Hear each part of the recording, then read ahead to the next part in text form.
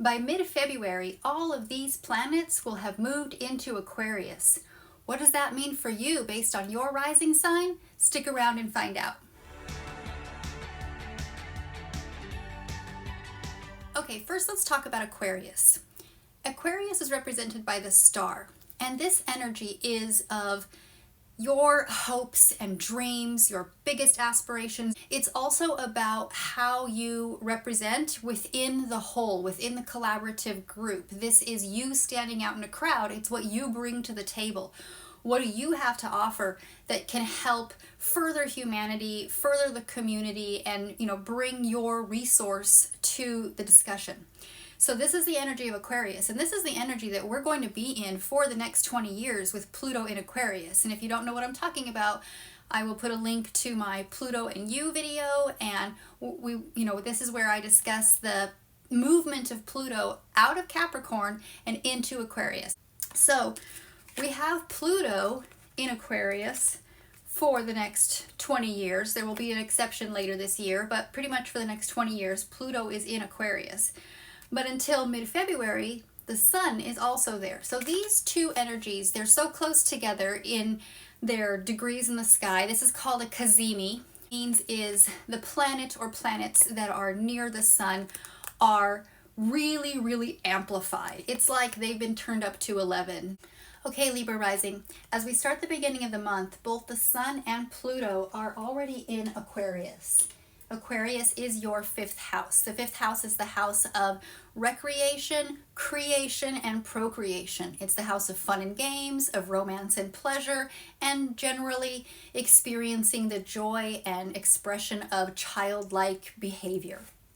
Briefly, Pluto is your power. Pluto is the power of regeneration, of rebirth. And the sun is vital energy of life force and our will to live.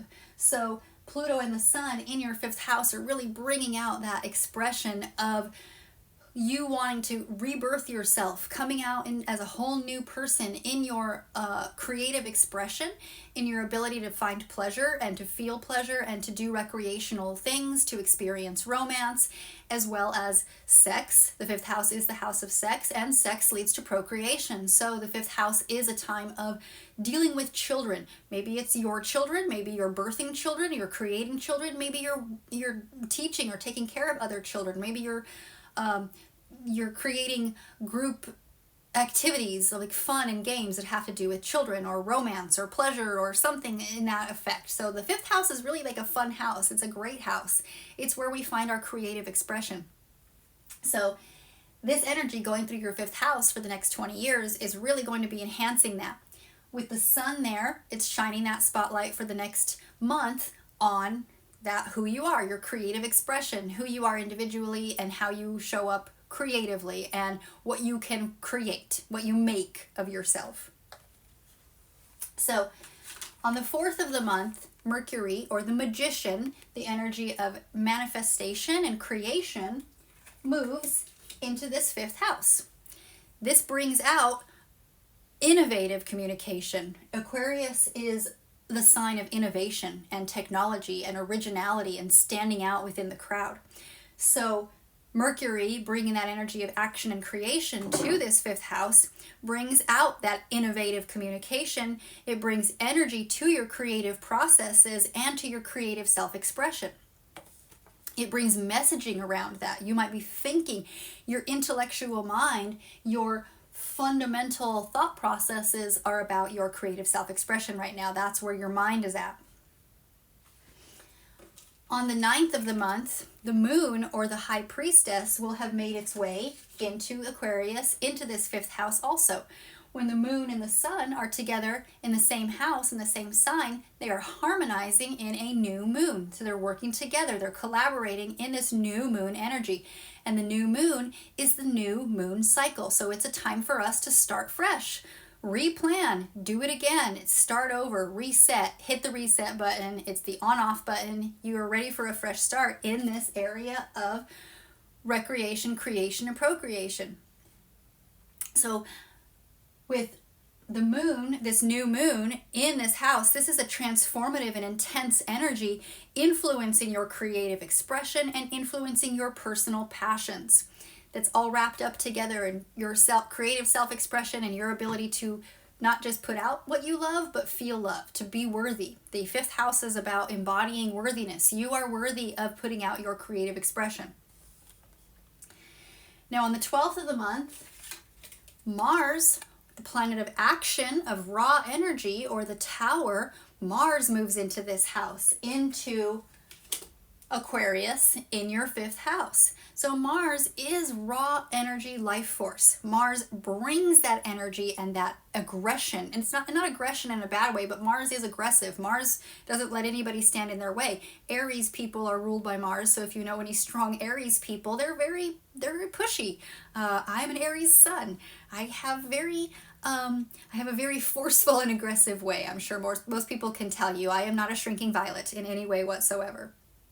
So this Marsian energy, Mars coming into this fifth house of fun, pleasure, and recreation, energizes your creative pursuits. It energizes these social activities, and it infuses this dynamism and this innovation and flair to your self-expression. The fifth house is about drama and flair and showing off who you are. The fifth house is where we find the arts, like acting and being on screen, the spotlight. So you have sort of a double spotlight. The sun rules the fifth house. So whenever the sun is in the fifth house, it's amplifying that spotlight. It's double spotlight, triple spotlight on you and your creative self-expression. Now on the 16th of the month, Venus, or the Empress, or the energy of abundance and fertility, also moves into this Aquarius party. And this house is so full, there's not even any room to put Venus here. So we're just going to put Venus right next door. But Venus is also in Aquarius in this huge party in your fifth house. There's a party going on in the house of parties. Really, you should be getting familiar with this energy and learning to bask in that spotlight, in that glow. You are worthy. This is the energy of feeling worthy. So if you've spent the past 15 years not feeling worthy, this is the time to start feeling you are worth it. You are worth your words. You're worth your creative expression. You are worth showing up. You're worth whatever it is that you want to do in your life. You're worth it, and you can do it. And now's the time to push forward. You've got all these doors are open.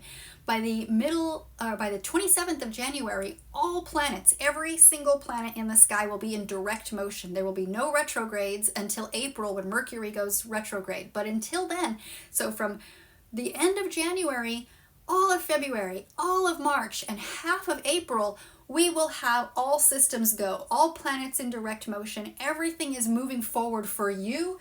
And the highlight and the emphasis is on this fifth house, the house of recreation, procreation, romance, fun and games, doing all the things you want to do, and making babies, if that's what you want to do.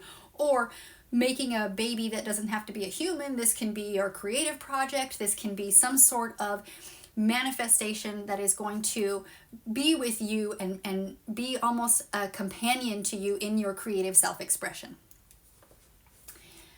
Okay. So we're going to move on to Pisces a little bit. We're going to have a little relief from this Aquarius here. When we start out the beginning of the month, both Saturn, or the world, the energy of discipline, structure, and task orientation, as well as Neptune, or the hanged man, this is the dream-like quality and sort of a messing of boundaries. These planets are both in Pisces at the beginning of the month, and they will be there all the way in through 2025. So they'll be there for a while.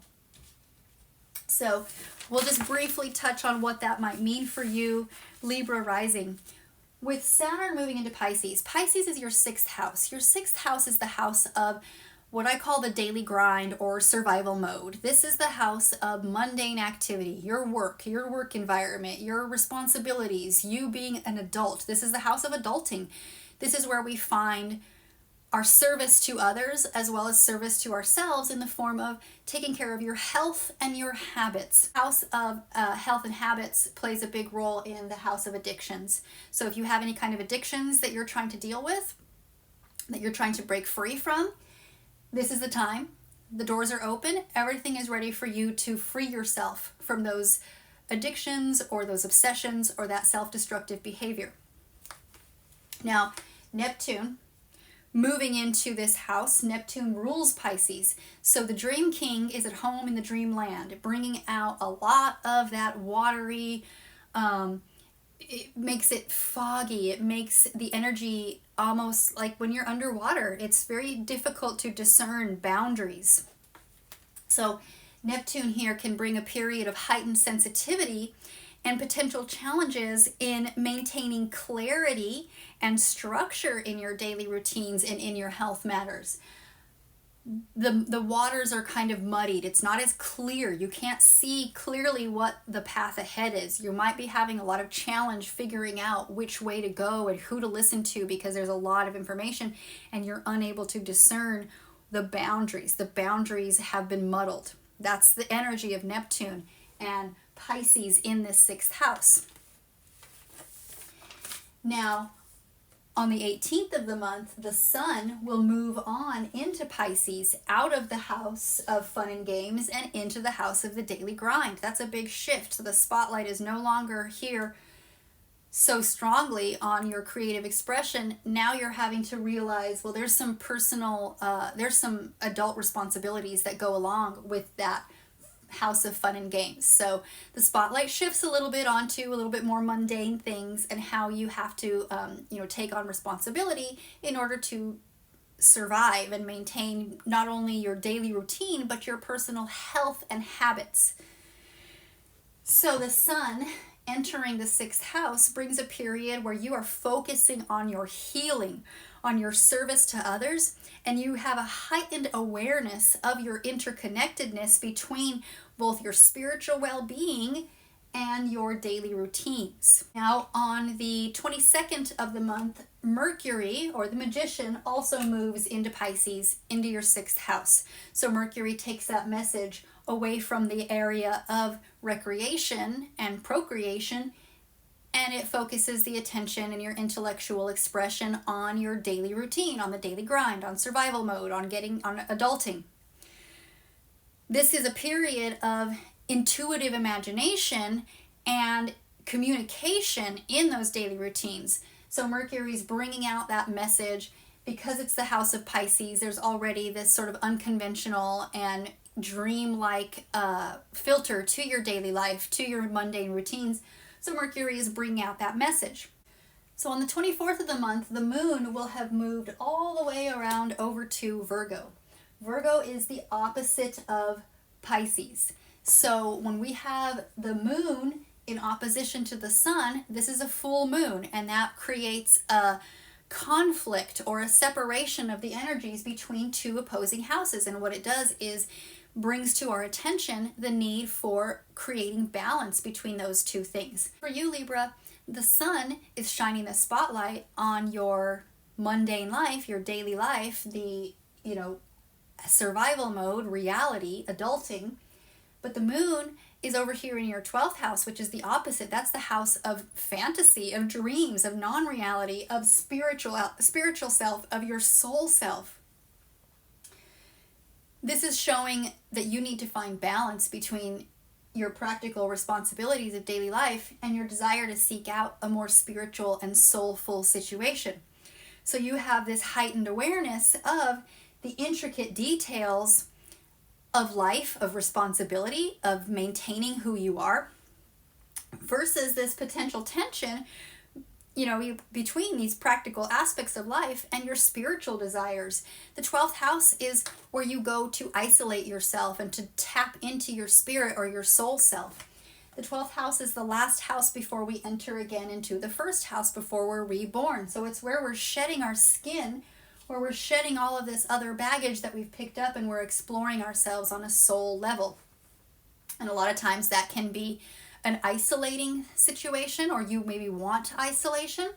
The 12th house, like I mentioned, is also the house of addictions. It's the house of self-destruction and self-destructive behavior. So there's a lot of emotion around how that may be affecting your daily life or your daily routines. If you have addictions that are isolating you and preventing you from being an adult or from taking on your responsibilities, well, that's something that needs to find balance.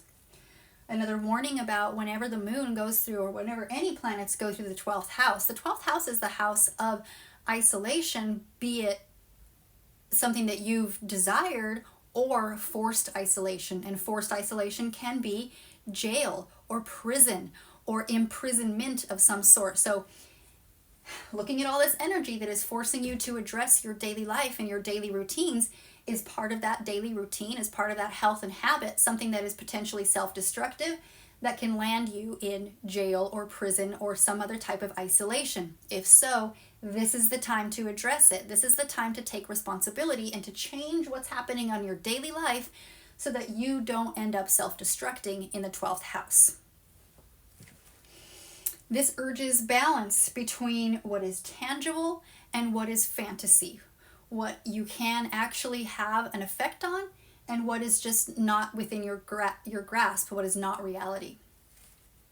So Libra rising, that is a lot. It's a little heavy, but hopefully all of these things are just insights into helping you navigate these astrological waters and to not be caught unaware when something potentially intense comes your way. So thank you so much for watching Libra Rising. Please give me a like and subscribe if you haven't already, and I will see you next time. Bye.